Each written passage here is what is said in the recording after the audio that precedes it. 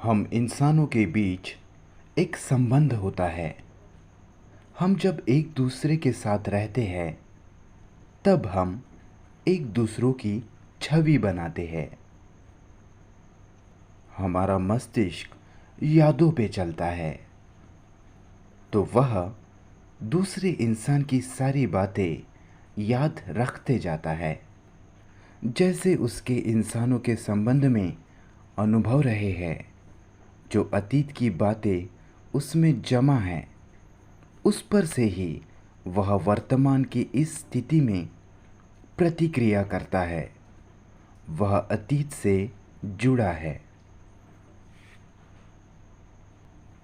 तो हमारे संबंधों में यादें शामिल होती है।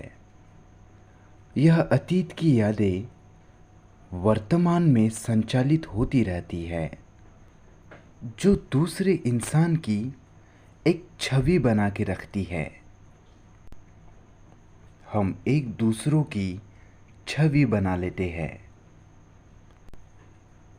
और हमारा जो संबंध एक दूसरे से है वह असल में इन दो छवियों के बीच है।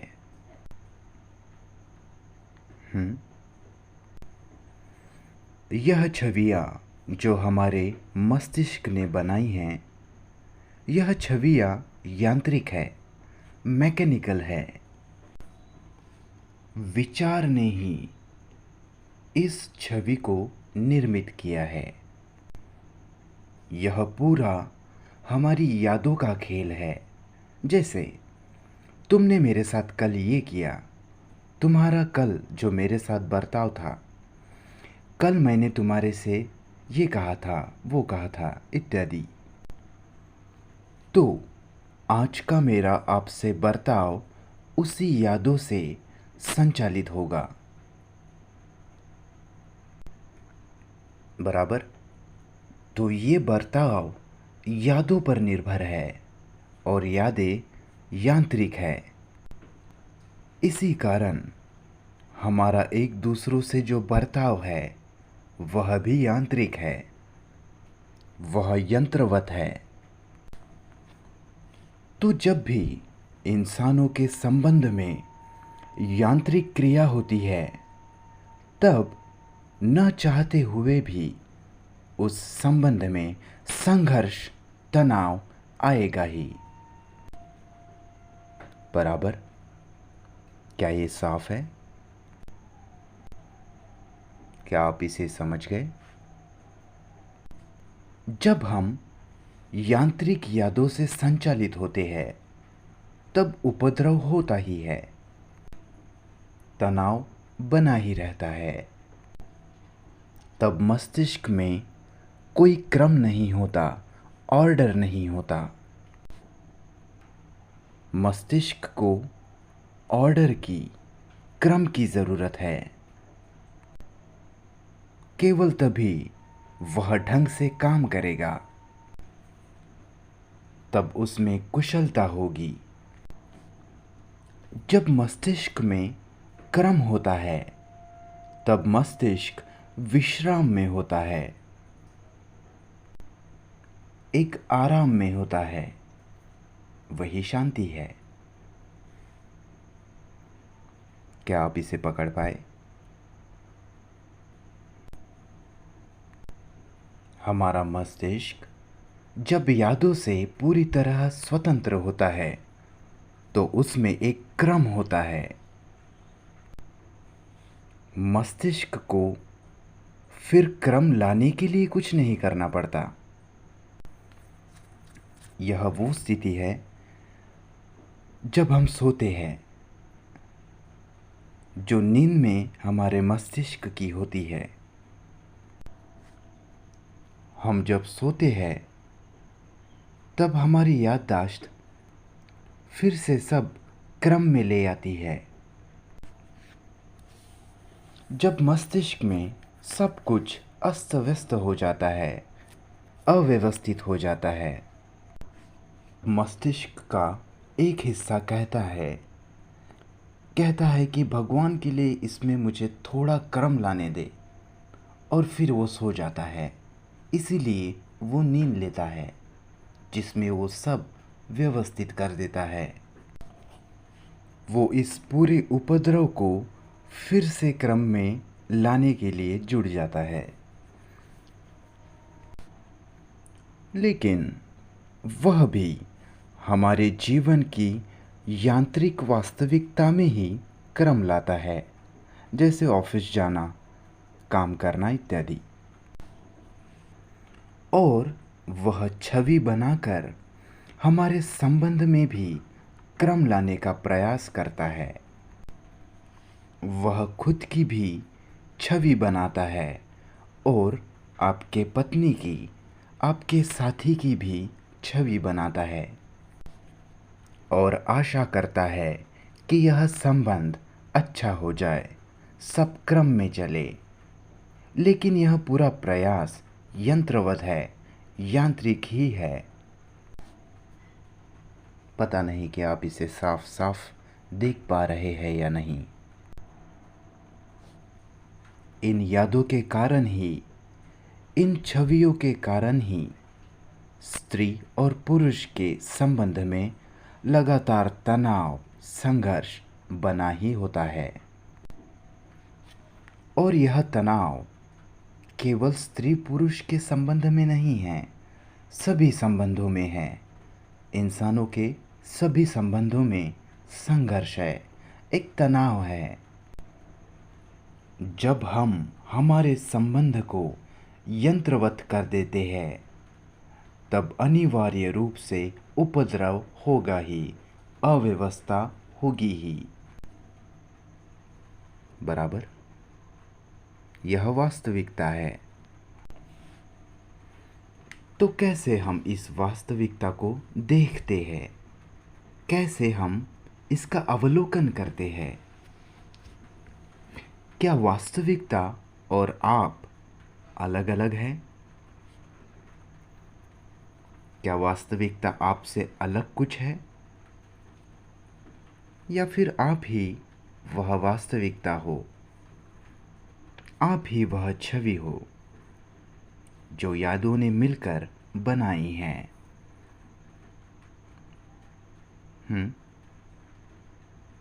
आप खुद ही वह वास्तविकता हो।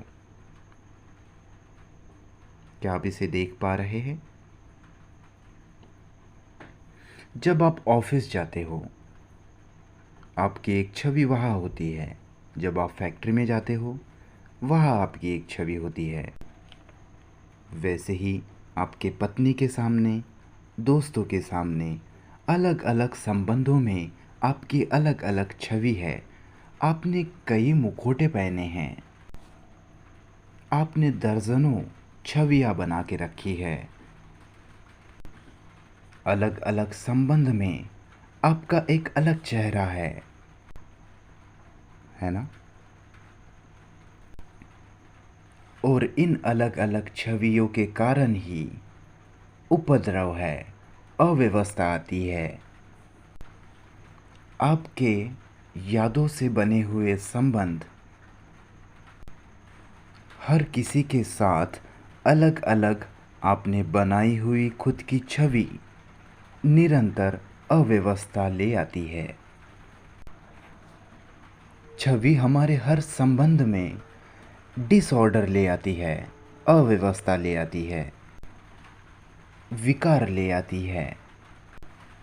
मैं कैथोलिक हूँ और आप प्रोटेस्टेंट हो, मैं हिंदू हूँ, आप मुस्लिम हो, बस आ गया डिसऑर्डर।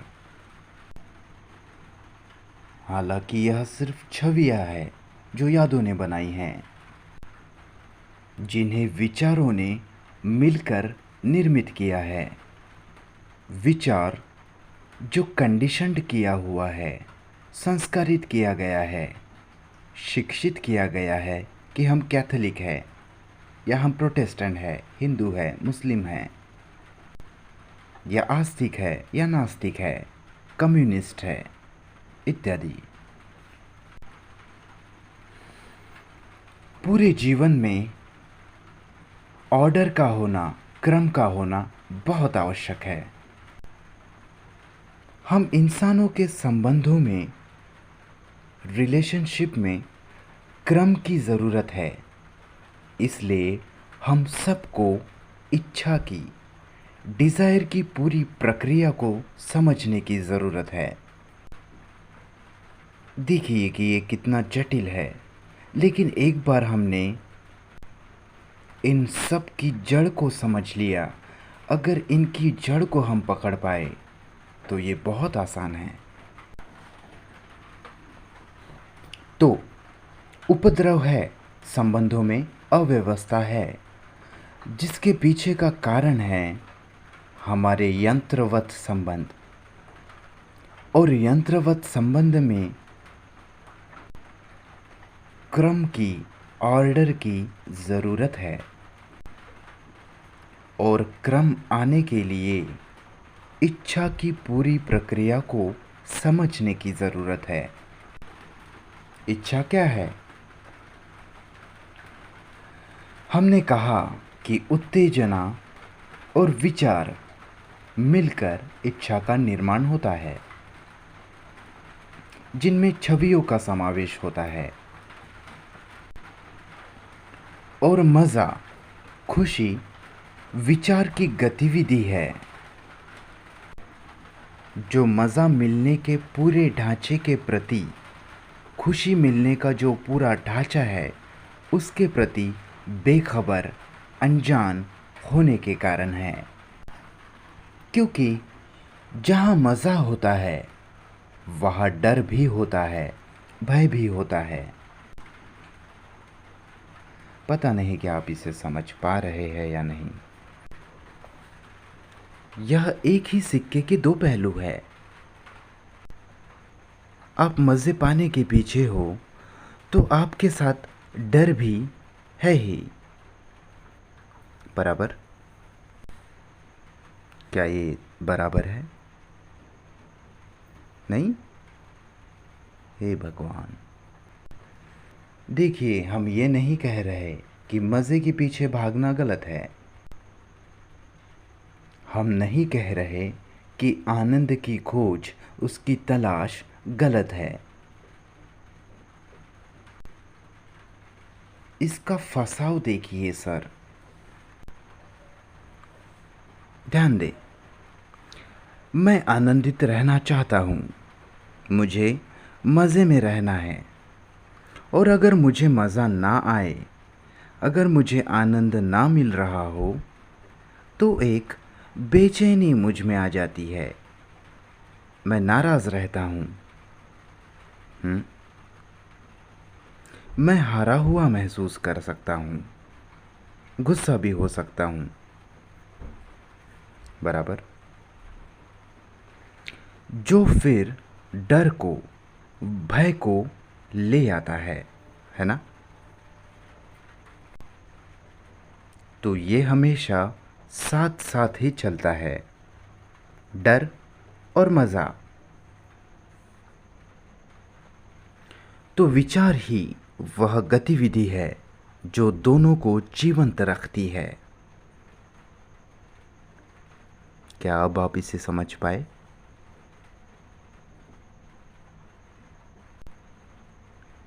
अगर मेरे पास आने वाले समय का कोई भी विचार नहीं है, तो क्या मुझ में भय होगा?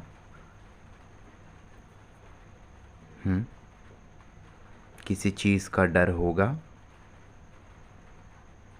खतरे के घड़ी में, उस खतरे की घटना के क्षण में कोई डर नहीं होता, कोई भय नहीं होता।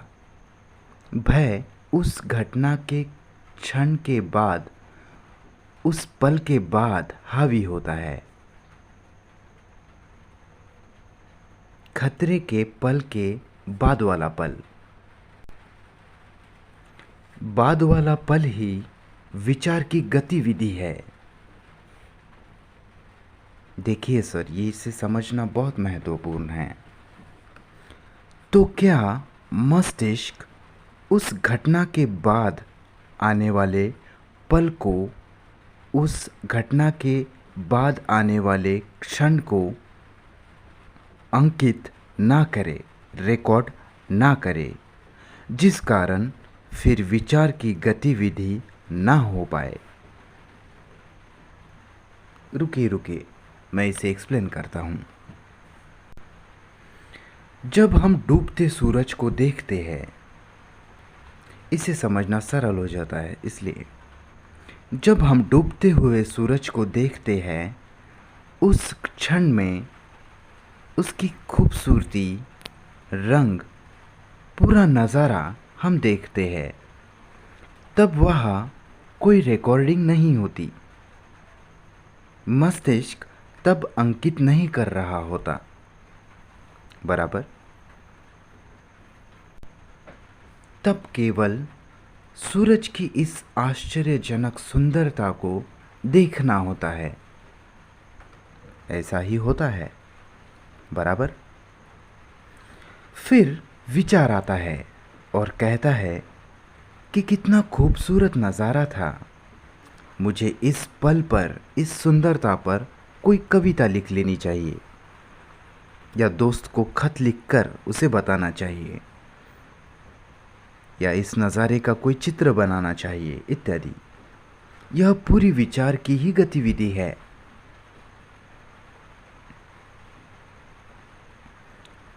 तो सिर्फ डूबते सूरज को, उस खूबसूरत नज़ारे को देखना, केवल देखना, और विचार को ना आने देना, इसे करने के लिए ग्रेट अटेंशन की, बहुत खतरनाक ध्यान की ज़रूरत पड़ती है। विचार की गतिविधि को, सोचने की क्रिया को हावी होने ना देना, क्योंकि यह विचार की गतिविधि ही असल में मज़े की तलाश है, मज़े के पीछे भागना है।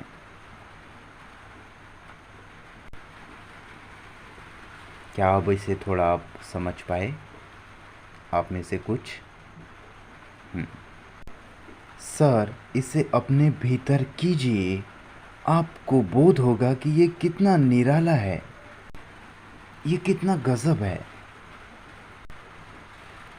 मस्तिष्क, जिसे रिकॉर्ड करने की आदत लग गई है, जो हर चीज़ को अंकित कर लेने का आदी है, और उस मस्तिष्क के लिए और उस दिमाग के लिए अंकित करते रहना एक ज़रूरत है। यांत्रिक क्रम, जो कुछ हिस्सों के लिए ज़रूरी है, आवश्यक है। लेकिन जब वह अंकित करता है, रजिस्टर करता है और उसे पाने के पीछे लग जाता है, तब मज़ा उसकी निरंतरता बनाए रखता है, जो जीवन में डर को ले आता है। समझ गए?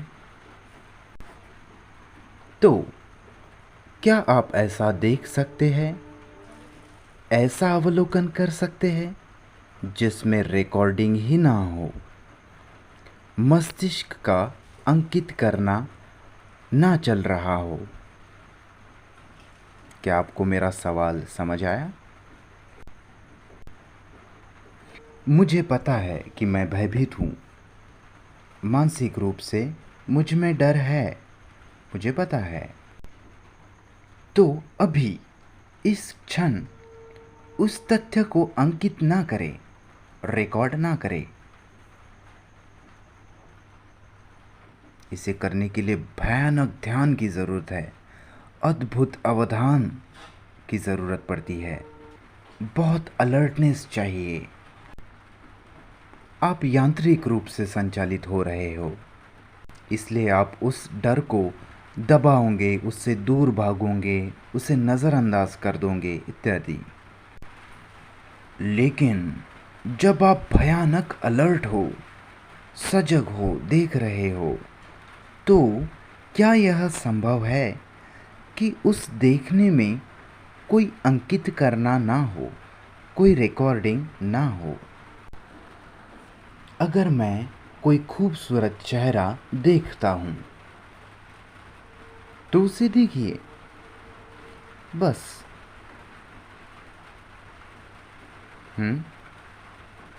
लेकिन हम ऐसा नहीं करते। तुरंत ही यांत्रिक विचार अपना काम शुरू कर देते हैं। इसे देखने के लिए, इस गतिविधि को देखने के लिए, जैसा कि हमने कहा, बहुत गहरे ध्यान की ज़रूरत पड़ती है।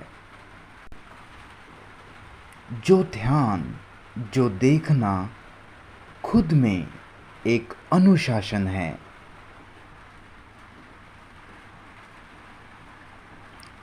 जिसमें मस्तिष्क सिर्फ देखने के लिए पूरी तरह से आज़ाद है, स्वतंत्र है और यांत्रिक रूप से कार्य कर रहा है। क्या आप इसे समझ पाए? तो यह पूरी कोई विश्लेषण की प्रक्रिया नहीं है। मेरे लिए विश्लेषण, एनालिसिस सिर्फ समय की बर्बादी है। चाहे मनोविश्लेषक हो या कोई भी विश्लेषक हो, क्योंकि विश्लेषक खुद ही विश्लेषण है। तो क्या आप मज़े के पूरे ढांचे को देख पा रहे हैं? क्या आपको मेरा सवाल समझ आ रहा है? हमने देखा कि मज़ा क्या है, बराबर। मज़ा विचार की गतिविधि है जो वास्तविकता गुजर जाने के बाद जगा लेती है, बराबर। यही मज़े की गतिविधि है और उसे पाने की इच्छा, जिसमें उसे पाने की इच्छा है, उसे दोहराने की इच्छा है। और इच्छा क्या है, डिज़ायर क्या है? और विचार की प्रक्रिया, क्या इस मज़े के पूरे ढांचे को आप देख सकते हो? खंडों खंडों में नहीं, अखंड। क्या आप इसे पूरा अखंड देख सकते हो, संपूर्ण रूप से? इसका संपूर्ण रूप क्या आप देख सकते हो? जब आप अखंड देखने में, संपूर्ण देखने में सक्षम होते हो, तभी आपको दिशा का पता हो सकता है। भगवान के लिए इसे पूरा देखिए सर। इस पूरे ढांचे को इच्छा, विचार प्रक्रिया, मज़ा, विचार की गतिविधि, मज़े के इस पूरे ढांचे को, संपूर्ण ढांचे को एक साथ देखना। जब आपको किसी स्थान पर जाना होता है और आप मैप में, नक्शे में देखते हो, तो आपको कहाँ से कहाँ जाना है तुरंत दिखाई पड़ जाता है ना? तो पूरे नक्शे को देखना तभी संभव है जब आपके पास कोई दिशा ना हो। दिशा मतलब उद्देश्य। सर केवल इन शब्दों को मत सुनिए, मेरे साथ साथ चलिए। केवल तभी आप इसे पकड़ पाएंगे। ये भी मेडिटेशन है, ये एक ध्यान है।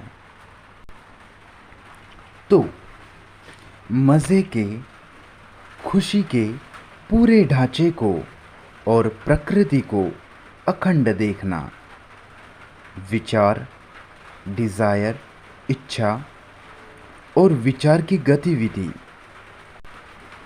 घटना घटने के बाद वाली रिकॉर्डिंग, इस पूरे मामले को अखंड देखना, संपूर्ण देखना। अगर आप इसे अखंड देखने में सक्षम हैं, तो आप फिर इसका वर्णन कर सकते हैं। आप इसे डिटेल में समझा सकते हैं, लेकिन वर्णन आपको अखंड नज़रिया नहीं दे पाता। पता नहीं कि आप इसे समझ पा रहे हैं या नहीं। तो अखंड देखना, संपूर्ण देखना, आपके पत्नी को या पति को या राजनीति को,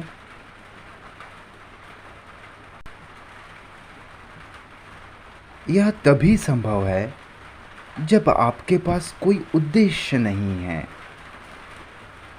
उद्देश्य जो आपको दिशा प्रदान करता है।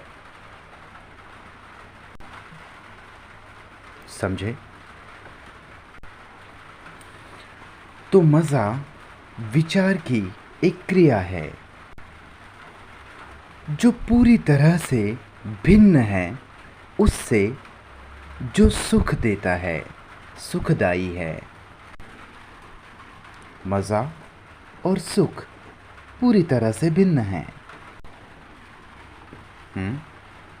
अगर आपको खाना पसंद है तो आप खाने का सुख लेते हैं, लेकिन फिर विचार आता है और कहता है कि शाम को भी मुझे ऐसा ही खाना मिलना चाहिए, कल मुझे इससे भी अच्छा खाना मिलना चाहिए। वहाँ से फिर आदत की शुरुआत हो जाती है। उसके ऊपर फिर विचार उसी आदत को तोड़ना चाहता है। जो उस आदत को तोड़ना चाहता है वो खुद भी एक विचार ही होता है, और फिर संघर्ष की, तनाव की शुरुआत हो जाती है। जब खाना खाओ, उसका स्वाद लो, सुख लो और वही उसका अंत कर दो। समझ पा रहे हो? ये मत कहना कि कल भी मुझे ऐसा ही खाना चाहिए, और यही हर चीज़ में लागू होता है। घटना के बाद उसका तुरंत अंत कर देना। विचार की गतिविधि को हावी ना होने देना। ऐसे में आप मस्तिष्क को, दिमाग को एक आज़ादी दे देते हो, एक अद्भुत आज़ादी। यही असल आज़ादी है। आप फिर क्रम में हो। फिर मस्तिष्क क्रम लाने की कोशिश नहीं कर रहा। वो आज़ाद है, वो एक आराम में है। उसे क्रम लाने का प्रयास नहीं करना पड़ता। आप फिर क्रम में ही हो। आपने सारे संबंधों के सारे उपद्रव फिर ध्वस्त कर दिए। फिर वहाँ कोई छवि नहीं होती, ना पति की, ना पत्नी इत्यादि की। आज के लिए इतना ही काफ़ी है ना?